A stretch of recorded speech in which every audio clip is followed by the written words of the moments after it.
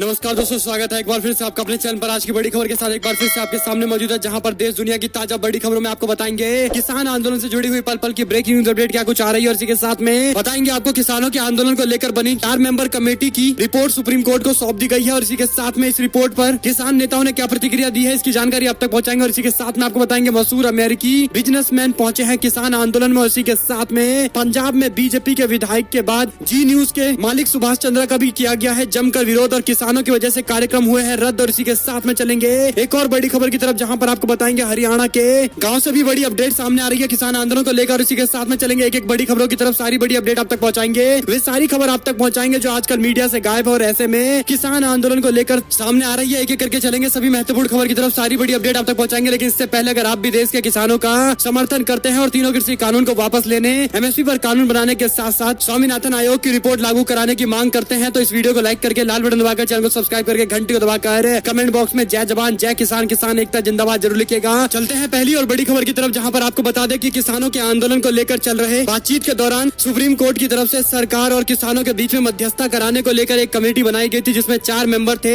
एक मेंबर ने अपने आप को कमेटी से अलग कर लिया था, और ऐसे में जनवरी में बने हुए इस कमेटी ने अपनी रिपोर्ट सौंप दी है। सुप्रीम कोर्ट ने अनिल धनवट के अलावा भारतीय किसान यूनियन के अध्यक्ष भूपेंद्र सिंह मान और कृषि अर्थशास्त्री अशोक गुलाटी और प्रमोद कुमार जोशी को इस समिति में सदस्य बनाया था, लेकिन बाद में भारतीय किसान यूनियन के अध्यक्ष भूपेंद्र सिंह मान ने कमेटी से अपना नाम वापस ले लिया। और अब ये जानकारी सामने आ रही है, जहां पर निर्देश दिए गए थे कि 2 महीने के भीतर ही कोर्ट को रिपोर्ट सौंपी जाए, लेकिन 2 महीने से ज्यादा समय हो गया है, और अंत में जाते जाते आखिरकार कमेटी की तरफ से सील बंद लिफाफे में सुप्रीम कोर्ट को इस पूरे मामले को लेकर जानकारी दी गई है, और लिफाफे में रिपोर्ट सौंप दी गई है। इस पूरे मामले पर सुप्रीम कोर्ट जल्द ही सुनवाई करेगा और अंतिम निर्णय देगा। हालांकि किसान नेताओं ने स्पष्ट तौर पर कह दिया है कि इस तरह के किसी भी कमेटी का हम समर्थन नहीं करते हैं, और इसकी रिपोर्ट में जो कुछ भी आएगा उसका समर्थन नहीं करेंगे, क्योंकि हमारी सीधी सरकार से बात है और सरकार इन तीनों कृषि कानून को वापस लेगी, एमएसपी पर कानून बनाएगी, और इसीलिए किसानों ने इस कमेटी में अपना प्रतिनिधित्व भेजने से मना कर दिया था। और अभी अपडेट सामने आ रही है, अब देखते हैं इस पर किसान नेताओं की तरफ से जो पहले प्रतिक्रिया दी गई थी वैसी ही प्रतिक्रिया अभी भी सामने आ रही है। यानी पूरे मामले को लेकर सुप्रीम कोर्ट के द्वारा बनाई गई ये कमेटी जो कुछ भी रिपोर्ट सौंपेगी किसान आंदोलन पर, इसका कोई फर्क नहीं पड़ेगा। और एक और जानकारी की माने तो मशहूर अमेरिका के बिजनेसमैन गुरिंदर सिंह किसानों के आंदोलन में शामिल होने के लिए सिंघू बॉर्डर पहुंचे हैं। रोजा पार्क्स अवार्ड से सम्मानित गुरिंदर सिंह सिंघू बॉर्डर पर पहुंचकर आंदोलन में शामिल हुए। और इस दौरान आपको बता दें कि अमेरिका के अंदर जब अश्वेत लोगों पर पुलिस के द्वारा बर्बरता की गई थी, उस दौरान उन्होंने $10 लाख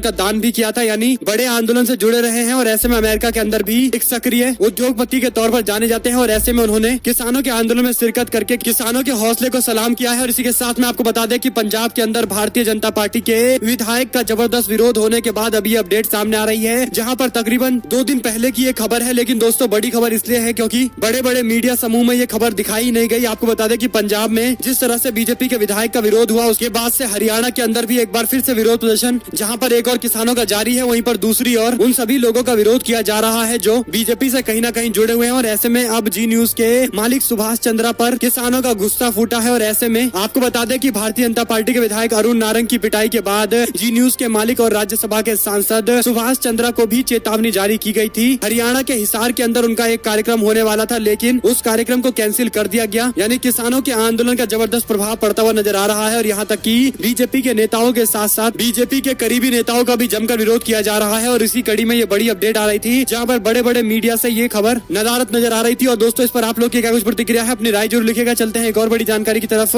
जहाँ पर हरियाणा के ग्रामीणों ने गाँव के बाहर पोस्टर लगाकर लिखा कि बीजेपी जननायक जनता पार्टी के नेता ना दिखाई दे। और इसी के साथ में पतंजलि अंबानी अडानी का बहिष्कार भी किया गया है। सिसाई गांव के प्रवेश द्वार पर ग्रामीणों ने एक बड़ा सा होर्डिंग्स लगाया है, जिसमें साफ साफ लिखा है कि गांव सिसाई ने सर्वसहमति से ये पास किया है कि इस गांव में भारतीय जनता पार्टी जननायक जनता पार्टी के सभी सांसदों, विधायकों व सरकार समर्थक नेताओं का आना सख्त मना है। ग्रामीणों का इशारा साफ है कि जो भी नेता या राजनीतिक दल भारतीय जनता पार्टी सरकार के समर्थक हैं, वे सिसाई गाँव में प्रवेश न करे। इसी के साथ में गाँव के अंदर अंबानी अडानी और रामदेव की पतंजलि का भी बहिष्कार करने की घोषणा की गई है। चलते हैं एक और बड़ी जानकारी की तरफ, जहां पर स्वराज अभियान की तरफ से योगेंद्र यादव ने एक पुस्तिका लिखी है, जिसमें उन्होंने जानकारी दी है कि किसानों के आंदोलन से जुड़े हुए हर सवाल के जवाब को लेकर ये किताब जारी किया जा रहा है, जिसे आसानी से पढ़ा जा सकता है। और इसी के साथ उन्होंने दावा किया है कि इसमें सभी जो सवाल उठाए जा रहे हैं किसान आंदोलन को लेकर, एमएसपी को लेकर, तीनों कृषि कानून को लेकर, उन सभी का सिलसिलेवार तरीके से जवाब दिया गया है। और ऐसे में चलते हैं एक और बड़ी खबर की तरफ, जहाँ पर दोस्तों असम में दूसरे चरण में मतदान के लिए प्रचार प्रसार खत्म हो गए हैं। सिटीजनशिप अमेंडमेंट एक्ट का मुद्दा सबसे बड़ा और सबसे महत्वपूर्ण मुद्दा रहा है। आपको बता दें कि असम के अंदर 39 निर्वाचन क्षेत्र के अंदर 345 उम्मीदवारों की राजनीतिक भविष्य का फैसला होने वाला है। चुनाव प्रचार अभियान में संशोधित नागरिकता कानून यानी सिटीजनशिप अमेंडमेंट एक्ट एक बड़ा मुद्दा रहा और ऐसे में पहले चरण के चुनाव के बाद भारतीय जनता पार्टी अखबारों में जीत का दावा कर रही थी, लेकिन अब ये जानकारी है जहां पर दूसरे चरण के नतीजे बताएंगे कि हवा किस ओर चल रही है। और ऐसे में जिस तरह से बीजेपी सिटीजनशिप अमेंडमेंट एक्ट को लेकर चुप्पी साधे हुए है, उसके बाद बताया जा सकता है कि असम के अंदर बीजेपी बैलेंस करने की कोशिश कर रही है। हालांकि यह बेहद ही मुश्किल दिखाई देता है। चलते हैं एक और बड़ी जानकारी की तरफ, जहां पर बीजेपी के नेता ने किसानों को बताया नकली किसानों ने चेतावनी देते हुए कहा कि पंजाब के एमएलए जैसा हाल होगा।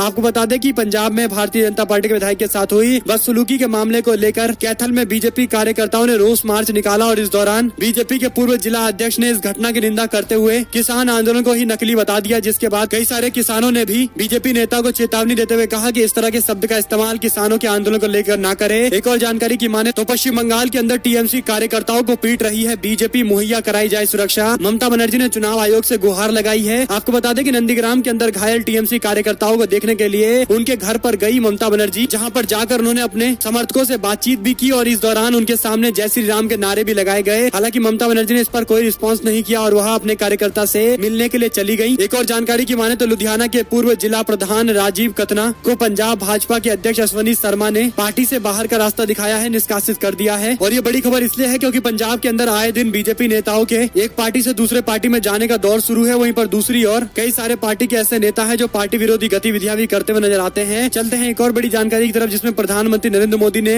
बांग्लादेश की यात्रा के दौरान आचार संहिता उल्लंघन किया है। टीएमसी ने चुनाव आयोग से शिकायत की है। जिस दौरान प्रथम चरण के वोटिंग 30 सीटों पर हो रहे थे, उसी दौरान प्रधानमंत्री बांग्लादेश के अंदर मंदिर का दौरा कर रहे थे और इसी के साथ में प्रधानमंत्री भाषण दे रहे थे, जिसका लाइव प्रसारण टीवी चैनलों पर दिखाया जा रहा था। इस पूरे मामले को लेकर तृणमूल कांग्रेस ने प्रधानमंत्री के खिलाफ चुनाव आचार संहिता उल्लंघन के मामले को लेकर शिकायत दर्ज कराई है। पार्टी का कहना है कि प्रधानमंत्री ने हाल ही में बांग्लादेश की अपनी यात्रा करके लोकतांत्रिक मूल्यों और चुनाव आचार संहिता का स्पष्ट तौर पर उल्लंघन किया है। इससे पहले भी चुनाव आयोग की तरफ से मीडिया चैनल को ऐसे कवरेज करने से बचने के लिए कहा गया, बावजूद इसके इस तरह के कवरेज किए जाते हैं और प्रधानमंत्री का लाइव भाषण वोटिंग के समय चलाया गया टीवी पर। कुल मिलाकर चुनाव आचार संहिता उल्लंघन का मामला जरूर बनता है और ऐसे में इससे जरूर कहीं ना कहीं वोट का प्रभावित होना भी तय है। और ऐसे में इस पूरे मामले पर देखते हैं कोई कार्रवाई होती है या नहीं होती है, या फिर पहले की तरह ही चुनाव आयोग एक बार फिर से कोई कार्रवाई नहीं करता है। एक और अपडेट की माने तो बिहार में भारी भ्रष्टाचार का बोलबाला है। लूट के अड्डे बने हुए हैं प्रखंड और सचिवालय। तेजस्वी यादव ने नीतीश कुमार पर निशाना साधा है। आपको बता दें, राष्ट्रीय जनता दल के नेता और बिहार के पूर्व मुख्यमंत्री तेजस्वी यादव ने मंगलवार को एक बार फिर से नीतीश कुमार सरकार पर निशाना साधा। तेजस्वी यादव ने कहा कि भारी लूट और भ्रष्टाचार का बोलबाला बिहार के सचिवालय और प्रखंड के अंदर है। इसी के साथ में दोस्तों आरजेडी के नेता और सांसद मनोज झा की तरफ से पीयूष गोयल के एक रोड शो को लेकर ट्वीट करते हुए कहा गया कि रोड शो में केवल रोड ही दिखाई दे रहा है। आपको बता दें कि केरल के विधानसभा चुनाव को लेकर प्रचार करने के लिए पहुंचे बीजेपी के नेता और केंद्रीय मंत्री पीयूष गोयल कोची के अंदर पार्टी के समर्थन में प्रचार करने के लिए पहुंचे थे, लेकिन जिस रोड शो को वो कर रहे थे उस दौरान ना तो आसपास कहीं कोई व्यक्ति नजर नहीं आ रहा था, सारी की सारी रोड खाली नजर आ रही थी, दूर दूर तक कोई व्यक्ति नहीं था, केवल बीजेपी के 4-5 कार्यकर्ता और उससे ज्यादा सुरक्षा में लगे हुए जवान थे, जिसको लेकर बिहार से सांसद मनोज झा ने ट्वीट करते हुए कहा और चुटकी ली कहा, रोड शो के अंदर केवल रोड दिखाई दे रहा है, शो तो कहीं नहीं है। और उनका निशाना बीजेपी को लेकर है, जहां पर केरल में बीजेपी चुनाव लड़ रही है और ऐसे में दावा कर रही है कि पहले नंबर की पार्टी बनकर उभरेगी। लेकिन ऐसा नजारा जो रोड शो में देखने को मिल रहा है, उसके बाद हो सकता है कि बीजेपी के लिए 2-4 सीटें जीतना भी बड़ा मुश्किल हो जाए, क्योंकि बीजेपी के पास पहले भी केवल एक ही सीट है और ऐसे में राज्य के अंदर बीजेपी के लिए ज्यादा स्कोप दिखाई नहीं देते हैं। हालांकि चुनाव के नतीजे से ही तय होगा। एक और जानकारी की माने तो नीतीश कुमार की ताकत औंधे मुंह गिरी तेजस्वी यादव ने 100 शक्तिशाली भारतीयों की लिस्ट में जबरदस्त तरीके से पिछाड़ा है। आपको बता दें, बीते साल बिहार विधानसभा चुनाव में मुख्यमंत्री नीतीश कुमार ने भले ही सत्ता हासिल कर ली हो, लेकिन इसके बावजूद नेता प्रतिपक्ष तेजस्वी यादव एक उभरते हुए नेता के तौर पर नजर आए। यही नहीं बल्कि देश के अंदर सबसे 100 शक्तिशाली भारतीयों की लिस्ट में तेजस्वी यादव का नाम भी सबसे आगे दिखाई दे रहा है। आपको बता दें कि इंडियन एक्सप्रेस की तरफ से जिन शक्तिशाली भारतीयों की सूची जारी की गई है, उसमें पहले नंबर पर प्रधानमंत्री नरेंद्र मोदी है और दूसरे नंबर पर उनके करीबी गृह मंत्री अमित शाह है। वहीं पर तीसरे नंबर पर संघ प्रमुख मोहन भागवत है। आपको बता दें कि बड़ी बात यह है कि नीतीश कुमार एक बार फिर से बिहार के मुख्यमंत्री भले ही हो, लेकिन उनकी ताकत लगातार घटती जा रही है। नीतीश कुमार को 2019 के अंदर 18वें स्थान पर दिखाया गया था, लेकिन इस बार उनकी रैंकिंग 80वें स्थान पर पहुंच गई है। और इसी के साथ में तेजस्वी यादव जो 2019 में 83वें स्थान पर थे, आज 76वें स्थान पर पहुंच गए हैं। और इसी के साथ में तेजस्वी यादव के लिए भविष्य में 2025 के अंदर नीतीश कुमार के विकल्प के तौर पर बताया जा रहा है और ऐसे में तेजस्वी यादव ने पलायन, रोजगार जैसे अहम मुद्दे उठाए हैं और ऐसे में जिस तरह से उनको लगभग बराबरी की सीट मिली है और जिस तरह से वह एक बड़े नेता के तौर पर उभरे हैं, उसके बाद से अब बिहार राज्य के अंदर नीतीश कुमार के सामने तेजस्वी यादव एक बड़े नेता के तौर पर दिन ब दिन उभरते जा रहे हैं और ऐसे में यही इस तरह की रैंकिंग से समझा जा सकता है। चलते हैं एक और बड़ी अपडेट की तरफ, जहां पर बिहार में सीएम नीतीश कुमार का बड़ा सियासी कदम, चिराग पासवान को झटका देते हुए बड़े नेता को अपनी पार्टी में शामिल कराया है। दरअसल दोस्तों, बिहार विधानसभा चुनाव में मिली करारी शिकस्त के बाद जेडीयू अपनी पार्टी को मजबूत करने की कोशिश कर रही है और इसी कड़ी में उमेश कुशवाहा से लेकर कई सारे नेताओं को अपनी पार्टी में लाने की तैयारी कर रही है। इसी कड़ी में जेडीयू अब चिराग पासवान की पार्टी में भी सेंधमारी की कोशिश कर रही है। इसी कड़ी में नीतीश कुमार भगवान सिंह कुशवाहा को अपनी पार्टी में लाने की तैयारी कर रहे हैं। इस तरह की कुछ जानकारियां भी सामने आ रही है। दरअसल दोस्तों, भगवान सिंह कुशवाहा जेडीयू के पूर्व प्रदेश अध्यक्ष व राज्यसभा के सांसद वशिष्ठ नारायण सिंह के घर पहुंचे। भगवान सिंह कुशवाहा ने बीते विधानसभा चुनाव में टिकट नहीं मिलने पर जेडीयू छोड़कर जगदीशपुर से निर्दलीय चुनाव लड़ा था। अब उनके वशिष्ठ नारायण सिंह से मिलने के बाद राजनीतिक कयास लगाए जा रहे हैं कि जल्द ही जनता दल यूनाइटेड को बड़ी सफलता मिल सकती है और इसी के साथ में एलजेपी के कई और नेता हैं जो जेडीयू में जाने की तैयारी कर रहे हैं। एक और अपडेट की माने तो नंदीग्राम में बीजेपी के नेता शुभेंदु अधिकारी का विरोध लगातार जारी है, जहां पर शुभेंदु अधिकारी को लोगों ने अपने इलाके से खदेड़ा है और अपने गांव में घुसने की इजाजत नहीं दी है। इसी के साथ में एक और अपडेट है जिसमें राजस्थान के अंदर बीजेपी की गुटबाजी खुलकर सामने आ रही है। कांग्रेस पार्टी की एकता और ज्यादा मजबूत नजर आने लगी है। राजस्थान के 3 विधानसभा सीटों पर 17 अप्रैल को होने वाले उपचुनाव को लेकर कांग्रेस पार्टी और भाजपा के प्रत्याशियों ने मंगलवार को नामांकन दाखिल कर दिया है। तीनों सीट पर कांग्रेस पार्टी के प्रत्याशी ने नामांकन पत्र दाखिल करने के लिए मौके पर अशोक गहलोत, राष्ट्रीय महासचिव अजय माकन और पूर्व उप मुख्यमंत्री सचिन पायलट व प्रदेश कांग्रेस कमेटी के अध्यक्ष गोविंद सिंह डोटासरा आम सभा को संबोधित किया। कांग्रेस पार्टी ने गहलोत व पायलट की एकजुटता का दिखावा कर संदेश स्पष्ट तौर पर दे दिया है। राज्य की जनता को और अपने कैडर को मजबूती से चुनाव लड़ने को लेकर भी उन्होंने आह्वान किया है। और इसी के साथ में आपको बता दें कि भारतीय जनता पार्टी के प्रत्याशियों के नामांकन पत्र दाखिल करने के अवसर पर सभा को पार्टी के राष्ट्रीय महासचिव अरुण सिंह, केंद्रीय मंत्री गजेंद्र सिंह शेखावत, प्रदेश के अध्यक्ष सतीश पूनिया सहित अन्य वरिष्ठ नेताओं ने संबोधित किया। इस दौरान पूर्व मुख्यमंत्री वसुंधरा राजे इस मौके पर नहीं पहुंची। वसुंधरा राजे के सभा में नहीं पहुंचने के बाद बीजेपी की गुटबाजी खुलकर सामने आ गई है। तीनों सभाओं में लगाए गए होर्डिंग्स पोस्टर के अंदर भी राज्य के 10 बड़े नेताओं के पोस्टर लगाए गए हैं, लेकिन वसुंधरा राजे का नाम दूर दूर तक दिखाई नहीं दे रहा है, जिसके बाद माना जा सकता है कि राज्य के अंदर वसुंधरा राजे को साइडलाइन करने के लिए बीजेपी की तरफ से ये स्टेप उठाया गया है। हालांकि आप देखेंगे कि अब राजस्थान के अंदर बीजेपी के अंदर 2 अलग खेमे बढ़ सकते हैं। और एक और जानकारी की माने दोस्तों, तो उत्तर प्रदेश कांग्रेस कमेटी के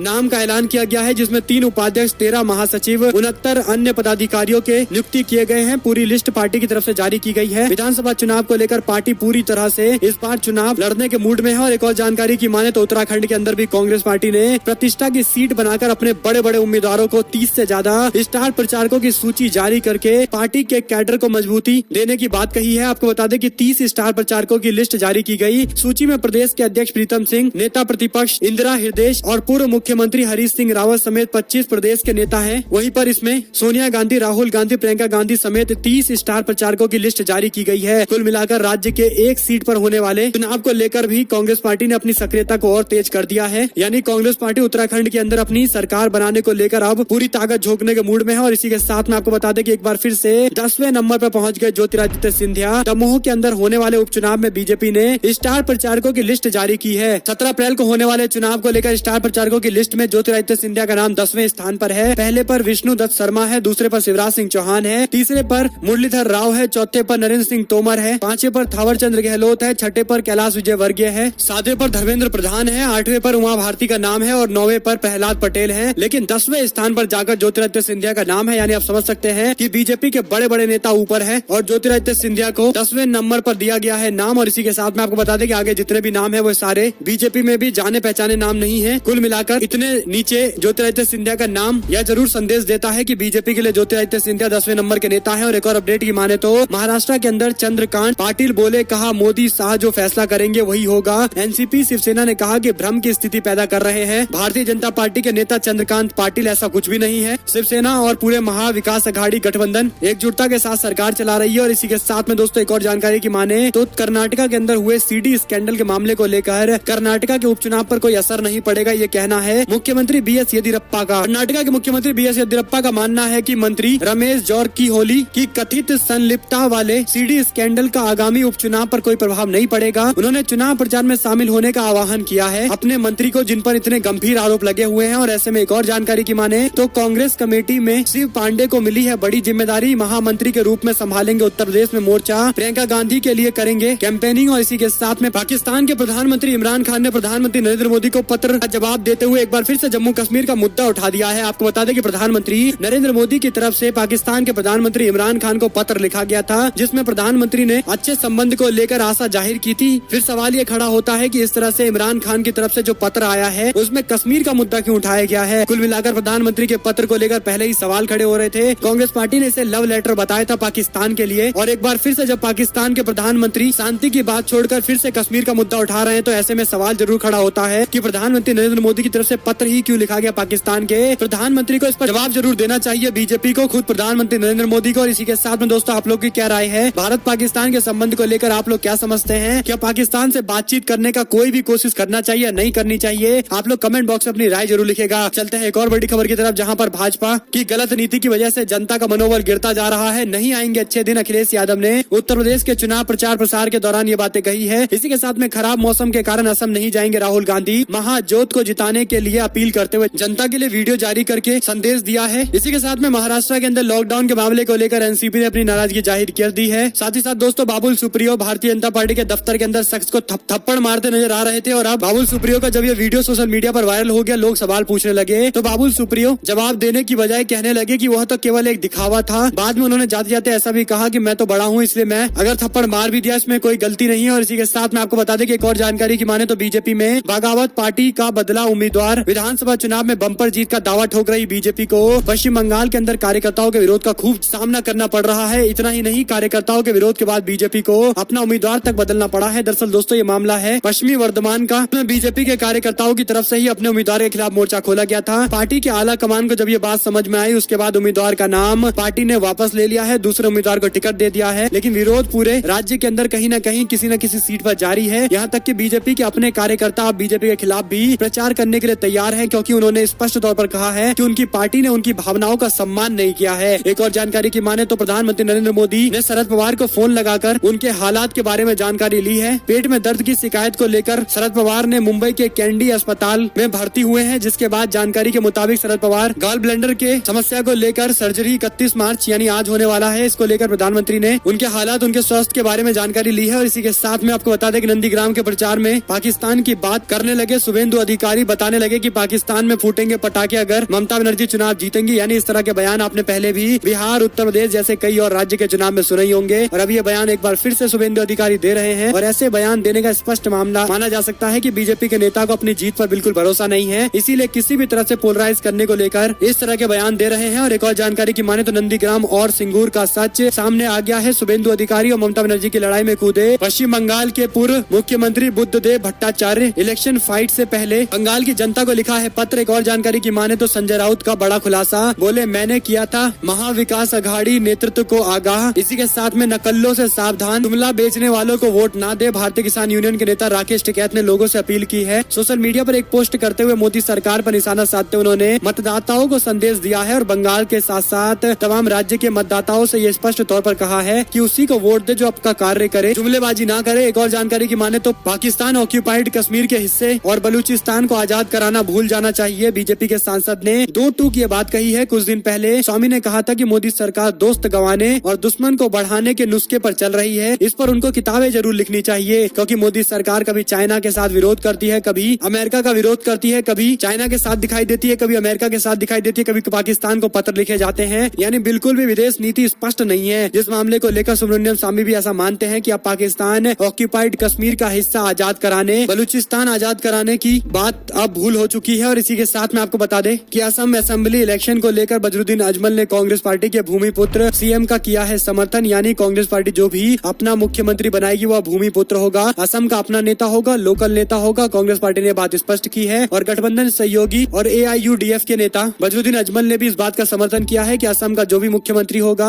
भूमिपुत्र होगा, यानी वही का नेता होगा, वही का होगा। और इसी के साथ में आपको बताते चले कि नीतीश कुमार और तेजस्वी यादव के बीच में अब आर पार की लड़ाई दिखाई दे रही है। आरजेडी शुरू करने वाली है विरोध और प्रदर्शन। इसी के साथ में आपको बताते चले कि ममता बनर्जी की चोट पर शुभेंदु अधिकारी का तंज कहा। TMC प्राइवेट लिमिटेड की मालकिन नंदीग्राम में पैर में पट्टी बांधकर घूम रही है। इसी के साथ में दोस्तों ममता बनर्जी की नजर में बिहार, यूपी के लोग गुंडे हैं। बीजेपी ने दावा किया है, हालांकि ममता बनर्जी ने स्पष्ट कर दिया कि कि बिहार और यूपी के लोगों के बारे में नहीं बल्कि बीजेपी के गुंडों के बारे में बात कर रही हूँ जो बिहार और यूपी से लाए जा रहे हैं। इसी के साथ मैं आपको बता दें कि नंदीग्राम में दोहराई वही बात प्रधानमंत्री भी कर चुके हैं। विरोध दरअसल दोस्तों यानी पश्चिम बंगाल के चुनाव में ममता बनर्जी पूरी तरह से बंगाली अस्मिता का कार्ड खेल रही है और भारतीय जनता पार्टी को जवाब है जो बीजेपी गुजरात के अंदर इसी तरह के अस्मिता पर चुनाव लड़ती है और इसी के साथ में प्रधानमंत्री अपने आप को गुजरात का बेटा बताकर वोट मांगते हैं और इसी तरह से ममता बनर्जी ने भी अब पूरी तरह से बंगाली अस्मिता के कार्ड पर चुनाव लड़ने की ठान ली है। और इसी बीच आपको बताते चले दोस्तों कि असम के अंदर भाजपा के विज्ञापन को लेकर मुख्यमंत्री, भाजपा अध्यक्ष और 8 अखबारों के खिलाफ सच में मामला दर्ज हुआ है। और इसी के साथ में आपको बताते चले